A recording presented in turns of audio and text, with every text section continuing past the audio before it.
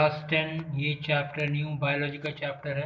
बहुत बहुत ज़्यादा इम्पॉर्टेंट है। आप लोग को याद होगा, मैं आप लोगों को पहले भी कहा था, जितना भी सिस्टम सब है, जैसे रेस्पिरेटरी सिस्टम हो गया, nervous system, circulatory system, excretory system अभी हम लोग पढ़े हैं।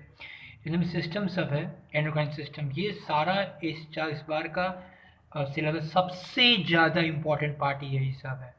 तो आप लोग को सबसे ज़्यादा कॉन्सेंट्रेट करना है, इस पे करना है। ठीक है, तो ये भी एक चैप्टर है, ये सबसे बड़ा चैप्टर है सिस्टम्स में से। नर्वस में बहुत बड़ा चैप्टर, बहुत टाने का टाइम। और देखते हैं, करते हैं, पढ़ते हैं, अभी ध्यान से देखो जल्दी से।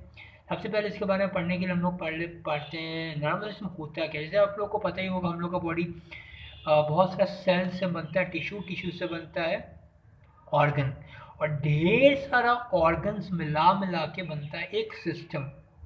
ठीक है, तो वैसा सिस्टम बहुत सारा बॉडी में। Circulatory system is one of them, excretory system is one of them, nervous system भी एक सिस्टम है हम लोग का बॉडी में। ठीक है, तो ये जब सिस्टम है तो ज़रूर ये बहुत सारा ऑर्गन से मिलकर बना होगा। तो कौन कौन सा ऑर्गन से ये सिस्टम बना है वो बात करेंगे।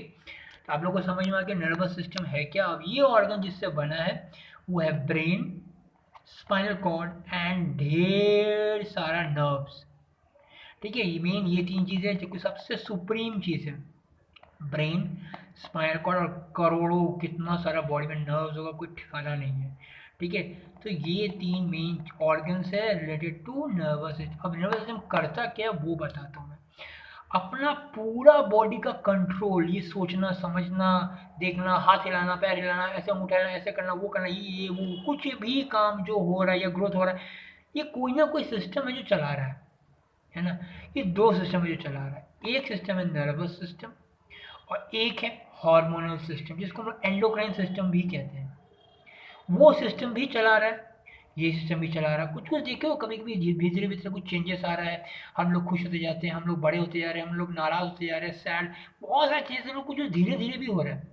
हम लोग गोरे होते जा रहे हैं, हम लोग लंबे होते जा रहे हैं, ये सब जो बहुत सारे चेंजेस है, दाढ़ी आते जा रहा है। ये जो हार्मोनल, ये सब है हार्मोनल चेंजेस था। कुछ कुछ बहुत स्पॉन्टेनियस होता है, दिमाग से फटाक से हो जाएगा, those are called nervous changes. ठीक है, जैसे ये हाथ हिलाना, ऐसे करना, वैसे करना, गर्दन हिलाना, सोचना, समझना, दीज आर नर्वस चेंजेस। ठीक है, और कुछ अंदर ही अंदर ही भी हो रहा है, हम लोग को फर्क भी नहीं पड़ रहा, समझ में नहीं आ रहा कैसे हो क्या रहा है।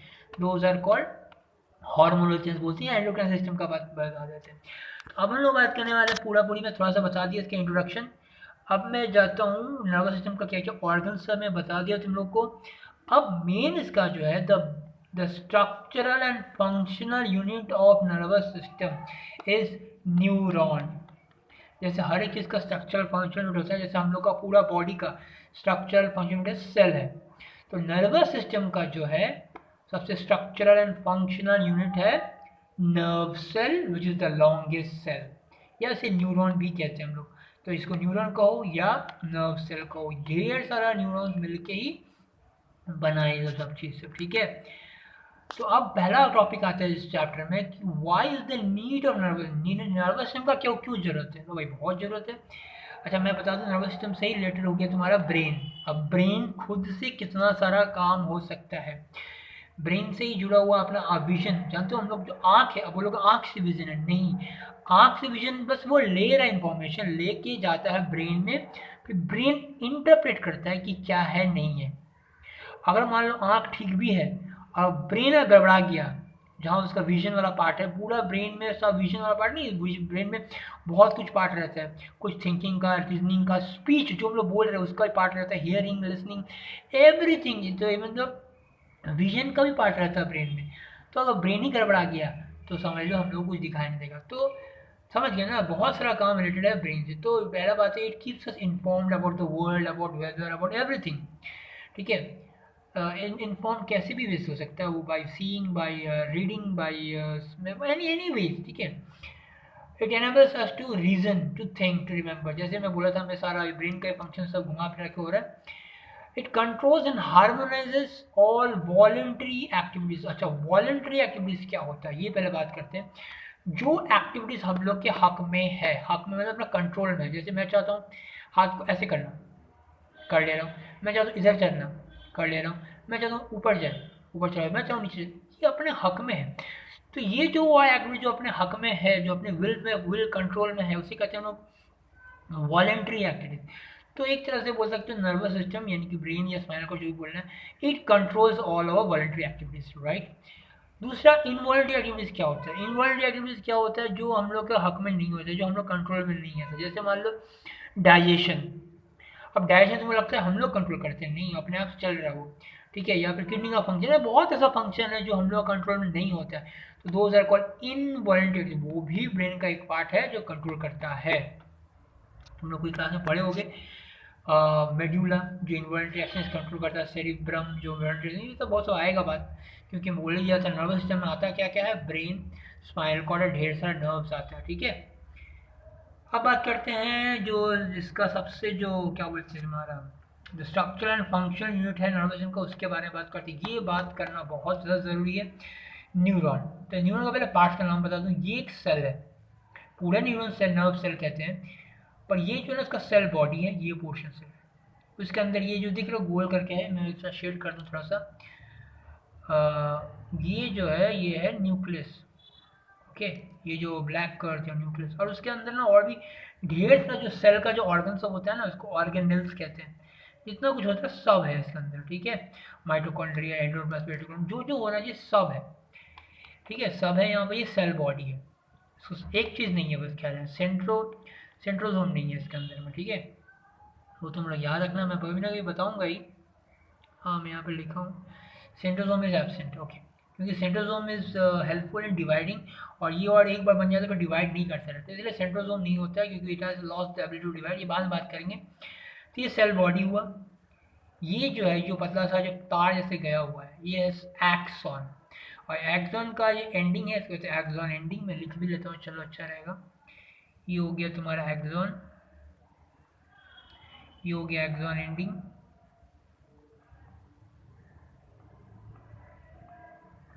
और ये जो निकला हुआ है इसको कहते हैं डेंड्राइट्स, डेंड्रॉन, डेंड्राइट बॉडी में बहुत सारा है। और ये जो है ये पूरा ये सेल बॉडी है, और इसके अंदर न्यूक्लियस है, ठीक है। अब बात करते हैं सेल बॉडी के बारे में पूरा पूरी। अब ये पार्ट बाय पार्ट सबके बारे में बात करेंगे। तो सेल बॉडी ये क्या है? ये जो सेल बॉडी है, it contains a well defined nucleus, पूरा अच्छा समझ में आता है। डिफाइंड न्यूक्लियस है surrounded by some granular cytoplasm, जैसे हर सेल में होता है ना साइटोप्लाज्म सब होता है, वैसे इसके अंदर भी साइटोप्लाज्म है, वो ग्रैनुलर साइटोप्लाज्म है, ठीक है। अब सबसे इंपॉर्टेंट बात ये था सेल बॉडी के बारे में। अच्छा, सेल बॉडी को बहुत जन साइटोन भी कहता है। Cell body is also called what? Cyton and perikaryon. Perikaryon भी बहुत जन कहता है। तो या तो साइटोन लिखा रहेगा, राइट अबाउट साइटोन, या राइट अबाउट पेरिकैरियन, घबरा मत जाना, ये इसके बारे में बता रहा तुमको, ठीक है। तो बोलना it contains all the cell, मैंने it contains well defined nucleus surrounded by granular cytoplasm. अब एक और बात, it contains all the cell organ, ये दूसरा point, it contains all the cell organelles of a cell except centrosome, because centrosome वो चीज़ होता है जो कि हेल्प करता है डिवीजन करने में, सेल डिवीजन करने में, वो नहीं होता है, तो it has lost the ability to divide, ठीक है। तो देखो मैं क्या लिखा हूँ, it contains well defined nucleus surrounded by granular cytoplasm, it has all the cell organelles like other cells, हर एक सेल के इसमें सारा सेल ऑर्गेनल्स होता है। Only centrosome is absent because it has lost the ability to divide. Very very important line है ये वाला। सेल बॉडी का कौन सा ऐसा पार्ट है जो कि नहीं है, जैसे नॉर्मल सेल में होता है, इसमें नहीं है, क्यों नहीं है, ये बात दोनों, ठीक है, खत्म। अब बात करते, अच्छा सेल बॉडी को क्या कहते हैं याद है ना? साइटोन या फिर पेरिकैरियन, कोई भी नाम दे सकते तुम लोग को। अब इसके अगल बगल देख लो, डेंड्राइट्स, डेंड्रॉन्स या डेंड्राइट्स होता है, वो उसका काम क्या होता है? वो ना हम लोग का फाइनेस्ट से फाइनेस्ट पार्ट ऑफ बॉडी पे आता है, वहाँ से ये इम्पल्स रिसीव करता है और इसको दे देता है, साइटोन को दे देता है।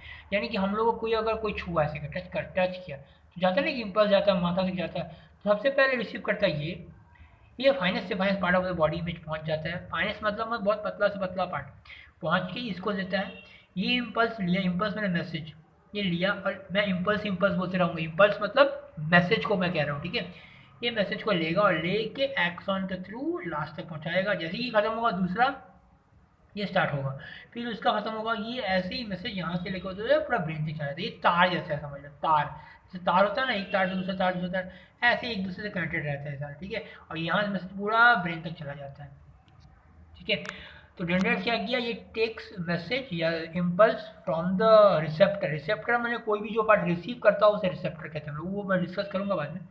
ये लिया, लेके साइटोन तक गया था, बस इसका इतना ही काम है।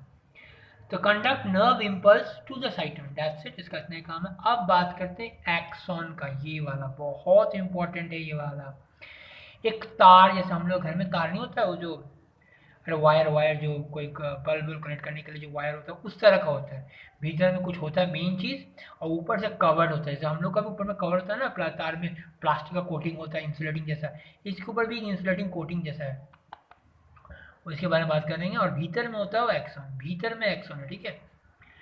तो axon is a very long process of cell body from the cell body, बहुत लंबा होता है, मैं छोटा करके दिखाया हूँ, ये बहुत लंबा होता है, ये फ्यू मिलीमीटर से मीटर तक का लेंथ भी होता है, 1 मीटर बहुत बड़ा होता है, सोचो 100 सेंटीमीटर के बराबर होता होगा, 1 मीटर तक का भी हो सकता है, मिलीमीटर से कभी छोटा मिलीमीटर का भी हो सकता है। अब एक्सॉन जो है, जो मिडिल में है, axon is surrounded by some white insulating sheet, कुछ शीट से लोग घिरा हुआ है, जिसे हम लोग कहते हैं माइलिन शीट। तुम लोग पहले भी कोई क्लास में पढ़े होंगे माइलिन शीट, ये वाइट इंसुलेटिंग शीट।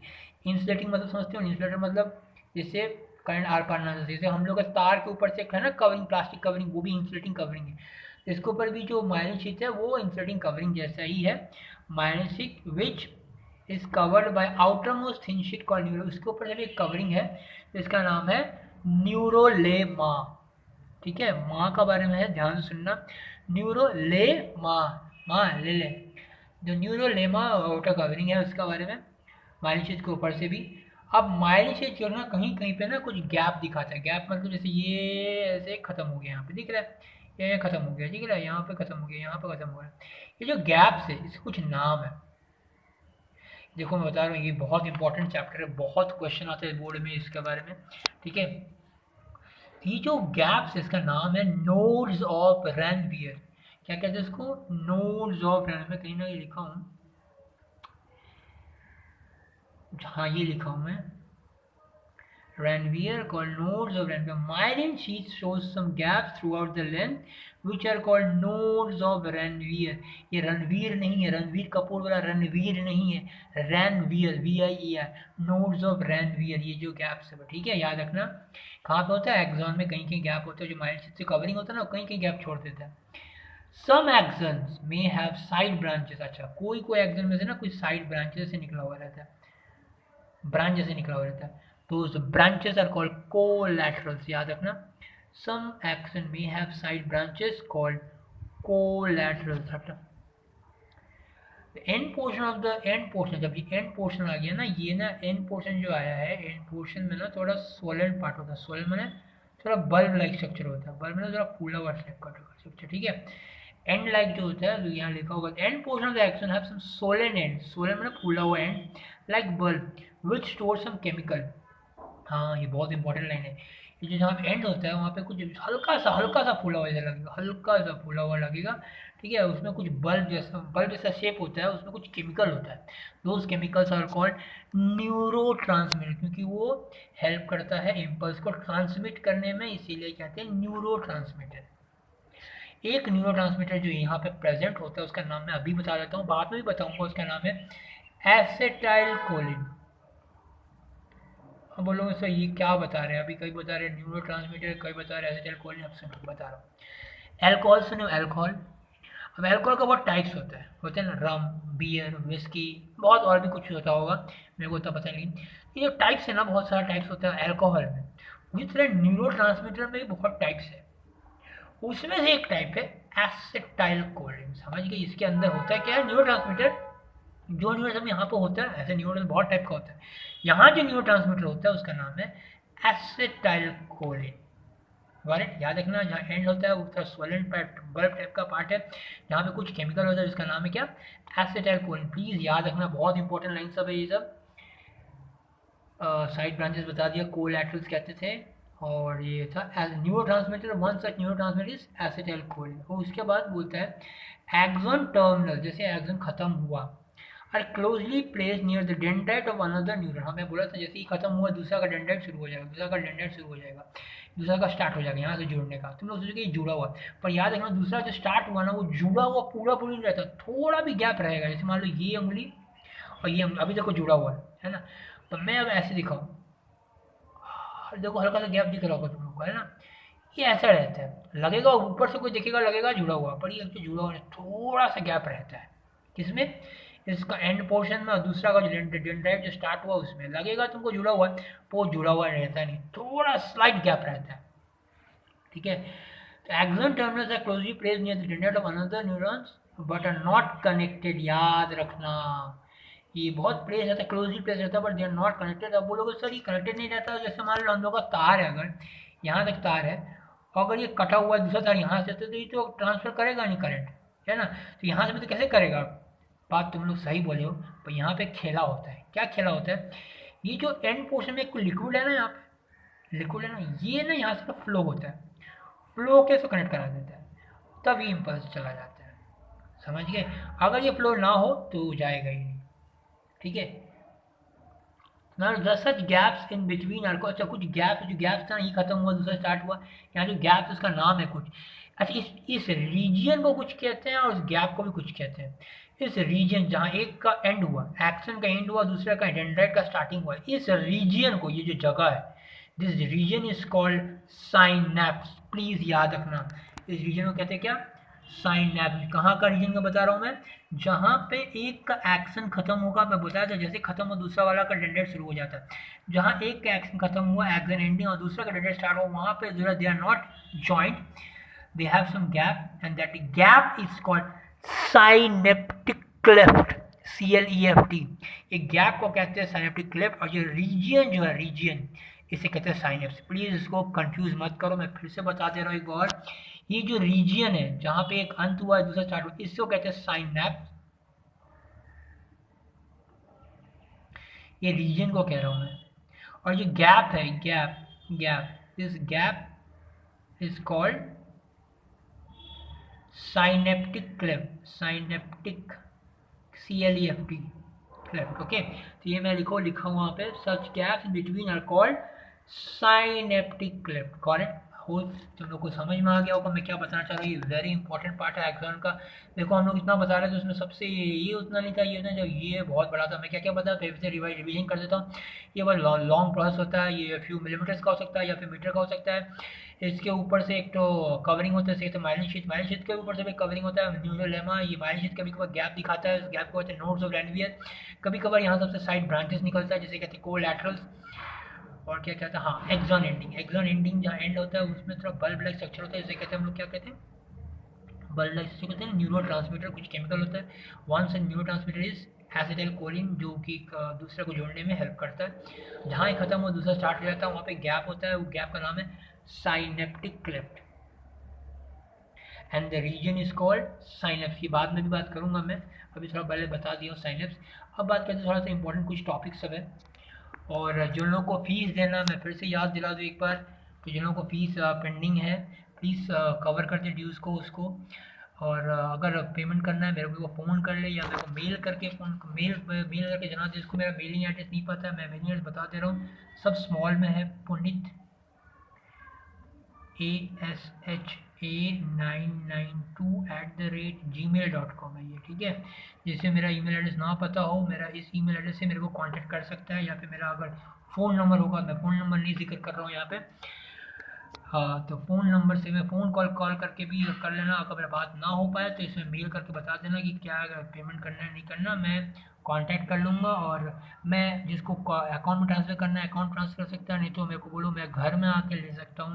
मैं घर में जा कर ले रहा हूँ मैं बहुत दिनों से, तो मेरे को बस इन्फॉर्म कर देना, ठीक है। तुम लोग को टेंशन लेने का नहीं है, मैं डोर स्टेप तक जा रहा हूँ, मेरे घर के नीचे तक जाता हूँ और वहाँ से कलेक्ट कर रहा हूँ, तो टेंशन नहीं लेना तुम लोग, बस हमको इन्फॉर्म कर देना बस करें, ठीक है, प्लीज़। हाँ, अच्छा, तो मैं बता दिया, किसी को फीस देना हो तो या तो मेल कर दे मेरे को या कॉल कर दे। और अभी हाँ, बात करते हैं सबका साइंटिफिक क्लिप में बता दिया तुम लोग को। अब बात करते हैं स्टिमुलस के बारे में, रिस्पॉन्स के बारे में, इम्पल्स, रिसेप्टर, इफेक्टिव। स्टिमुलस, अब स्टिमुलस क्या होता है? स्टिमुलस, अच्छा एक काम करना तुम लोग ना, खुद ब एक दूसरे से ना, दोस्तों से ना, कभी जूम ऐप में बात करना। जूम ऐप या फिर एक सिस्को वेबएक्स बोल के होता है, सिस्को वेबएक्स, या फिर और भी कुछ आया है, गूगल मीट आया है, उसमें बात कर देखना उसमें कुछ प्रॉब्लम हो रहा है कि नहीं हो रहा है तुम लोग को। क्योंकि मैं जब भी बात करता हूँ अपने स्टूडेंट लोग से, अभी भी क्लास 12 का स्टूडेंट से, एक स्टूडेंट से बात किया था, इतना प्रॉब्लम आ रहा था, इतना प्रॉब्लम आ रहा था कि मैं ना मैं सुन पा रहा था, ना वो सुन पा रहा था, ना कभी वीडियो एंटर कर रहा था, कुछ हो रहा था, हो ही नहीं पाया। मैं इसी लाचारी से मैं ये कर रहा हूँ, तुम लोग ने तीनों से बता देना हमको सबसे बेस्ट वाला को। पहले बात करो, ऐसे नहीं कि किसी से मुंह से सुने और कर लिए, नहीं, पहले खुद चेक करो। मैं भी बहुत सुनता हूँ, सुन के मैं टेस्ट करता हूँ, टेस्ट करने में जब वो बकवास आता है, क्योंकि मेरे को ये अब सिस्टम बंद करना पड़ेगा, मेरे को वही सब स्टार्ट करना पड़ेगा। हाँ, तो इसीलिए मैं बता रहा हूँ, प्लीज़ हमको एक बार सजेस्ट करना बेस्ट वाला कौन सा है, और मैं फिर वही से मैं टाइम फिक्स कर दूँगा। जैसे पढ़ाने का टाइम होता था सुबह 7 या 9, जो भी टाइम होगा उसी टाइम में मैं पढ़ाऊँगा सबको एक टाइम में, ठीक है। हो सके मैं ये वीडियो भी चालू रखूँगा, जिसको प्रॉब्लम होगा थोड़ा बहुत कभी कभार कोई कभी की वीडियो बनाऊँगा। मैक्सिमम टाइम अब उनको बहुत सारा टेस्ट लेना है, वो टेस्ट के लिए मैं सोच रहा हूँ मैं वैसे मैं एक बार करूँ, ठीक है। तो प्लीज़ हमको बता देना कि मैं बता रहा हूँ, ऑप्शन है Google Meet, Zoom app. Zoom app थोड़ा ना वो थोड़ा सिक्योरिटी रीज़न से थोड़ा गड़बड़ है। और तीसरा सिस्को वेबएक्स, एक नाम है सिस्को वेबएक्स। ये 3-4 हमको ऑप्शन मिला, पर मैं जब भी ये Google Meet and Zoom app किया हूँ, मेरे को बहुत प्रॉब्लम हुआ। तुम लोग देखना क्या होता है वो हिसाब से। अगर मान लो मैं पढ़ा रहा हूँ, कुछ सुनाई दिया, आधा नहीं सुनाई दिया, तो क्या फ़ायदा होगा पढ़ाने का? सिर्फ मुंह दिखने से थोड़ी कुछ होगा। मेरा मुंह दिखना है, तुम्हारा मैं मुझको उससे क्या फ़ायदा? हम लोगों को तो मेन पढ़ाना है, मेन अंदर जाना चाहिए बात से। देखना बताना, और जिसको फीस के लिए बताना, मेरे को फिर से मैं रिपीट कर दे रहा हूँ, प्लीज़ इन्फॉर्म करना मेरे को। मैं कलेक्ट कर सकता हूँ तुम्हारे घर के से नीचे तक जाके। मैं लेक टाउन तक गया हूँ, कृष्णपुर तक गया हूँ, मैं बाबूघाटी के भीतर तक गया हूँ। मैं आपको बस बोल देना बस खाली, ठीक है। तुम लोग को टेंशन लेने का जरूरत नहीं है। या फिर जिसको अकाउंट ट्रांसफर करना होगा अकाउंट ट्रांसफर करो, बोल देना मेरे को। पर अच्छा रहेगा कि मेरे को बोल देना, कैश का ही अच्छा रहता है, अकाउंट ट्रांसफर में बहुत झंझट है। सर क्या आप सिम कॉल, अच्छा स्टिमुलस, स्टिमुलस क्या होता है, अब ये बात करते हैं। हाँ देखो, जैसे मान लो ये, जैसे मैं कोई पिंच किया, जैसे कोई पिंच करता है तो इसे मैं फटक नहीं लेता हूँ, हटा लिया हूँ ना। तो मैं जो हटाना है, ये हटाना, इसे हम लोग कहते हैं रेस्पॉन्स। और किस कारण हुआ ये रेस्पॉन्स, ये जो हटाना हुआ था उसको रेस्पॉन्स कहते हैं। तो किस कारण मैं हटाया, मैं कोई चुभा रहा था तब हटाया। तो चुभाना इज स्टिमुलस। समझ में आया कि नहीं आया? चलो और एग्जांपल देते हैं। जैसे तुम देखोगे ठंड में हाथ पैर ना कांपते रहते हैं, कांपते रहते हैं। ये कांप जो रहा है, ये कांपना इज रिस्पॉन्स।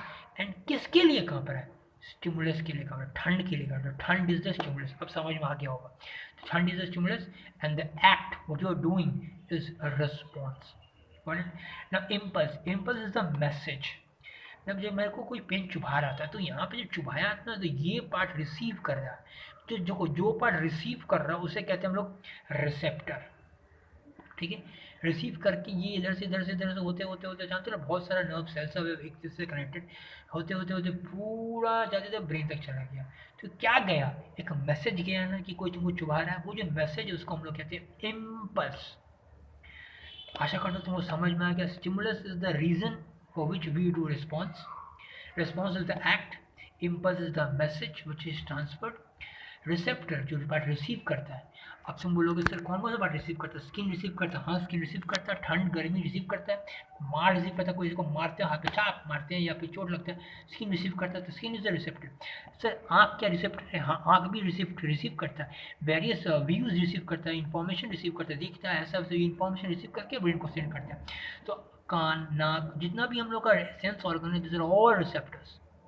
हम लोग टंग टंग भी रिसीव कर, हाँ टेस्ट रिसेप्ट रिसीव करके ब्रेन को पहुंचाता है कि ऐसा खट्टा टेस्ट है या मीठा टेस्ट है, जो भी टेस्ट है, जो रिसेप्टर्स। ओके। इफेक्टर क्या होता है? जो इफेक्ट दिखाता है, इफेक्ट समझे आप? पप फोड़ने का, मान लो तुमको कोई चुभा रहा है साथ में, चुभा रहा, ये गया ब्रेन, मैसेज गया तो ब्रेन क्या सिग्नल दिया कि हाथ को हटा लो, इफेक्ट किया। समझ गए बात? किसको सिग्नल दिया होगा? ये दिया होगा अपना हाथ को, अपना शोल्डर को दिया होगा, तुम पुल कर लो। तुम जैसे पुल करोगे तो वो चुभा नहीं सकेगा। या फिर दूसरे हाथ को सिग्नल दिया होगा, उसको मार तो कान के नीचे अच्छा से घुमा के, तो दूसरे हाथ को सिग्नल दिया होगा। तो जो पार्ट में सिग्नल देता है कि कुछ काम करो, that is called effector. Receiving part, effecting part. समझिए, रिसीव जो करता है वो रिसेप्टर, इम्पल्स रिसीव करता है, ठीक है। मैसेज गया और फिर इफेक्टर इफेक्ट करवाता है, ठीक है। समझ में आ गया? आशा करता हूँ तुम लोग को सब समझ में आ गया। और मैं फिर से याद दिला दूँ, मेरा ईमेल एड्रेस है पुनीत आशा इस स्मॉल में 992@gmail.com। और कैसा लगा ये पोर्शन मेरे को प्लीज़ प्लीज़ प्लीज़ कमेंट करो। अच्छा लगा नहीं लगा, बहुत जन कमेंट कर रहे हैं बहुत अच्छा लग रहा है। कुछ फीडबैक देना हो मेरे को, सर ऐसे करिए वैसा करिए और अच्छा रहता है, और प्लीज़ मेरे को फीडबैक करो, अगर मेरे से पॉसिबल हो सकेगा मैं करने की कोशिश करूँगा, ठीक है? क्योंकि इस संकट में मेरे को कुछ ना कुछ वही इनोवेटिव वे हमको सोचना है, और मेरे को बताना कि वेबएक्स एंड सिस्को जो भी अच्छा हो, कौन सा ज़ूम एंड गूगल मीट कौन सा सबसे अच्छा होगा, तो मैं पहले खुद बात करके देखो कौन सा सही रहता है विदाउट ब्रेकिंग, सही रहता है, कितना देर आराम से बात कर सकते हो, सारा प्रोज कौन सा बता के मेरे को मेल करना, या फिर मेरे को कॉल करके बताना। कॉल में ना हूँ तो इसमें मेल कर देना मेरे को, ठीक है? Thank you, bye, take care.